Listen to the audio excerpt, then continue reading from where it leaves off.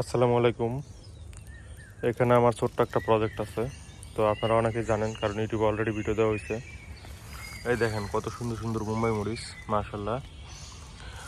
অনেক দিন চেষ্টার পরে আর কি এই গাছে মরিচ ধরাইতে পারছি। তেমন কোনো মেডিসিন না, এমনিতেই ধরছে, জাস্ট একটু যত্ন করতে হয়েছে। আর এখানে কিছু শাক সবজি লাগানো হয়েছে, কিন্তু আজকে বৃষ্টি পড়ছে যে কারণে শাকের অবস্থা একদম খারাপ, মাটিতে শুয়ে পড়ছে। লাল শাক।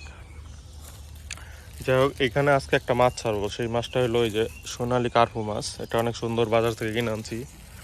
এটা 1 কেজি মাছ 200 টাকা নিছে, 210 টাকা নিছে, 1 কেজির একটু বেশি।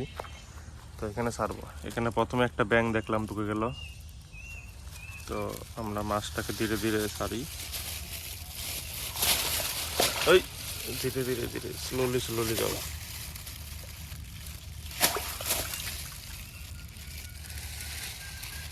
এখানে কিন্তু অলরেডি আরো অনেকগুলো কার্পু মাছ ছাড়া আছে, তাই এটা নতুন না। এখানে আরো 5-6টা কার্পু আছে। ওগুলো একটু আগে পানি খাইলো, ওইগুলো দেখাতে পারতাম, কিন্তু এখন যেহেতু পানি লাড়া পড়ছে আর মনে হয় না বের হবে।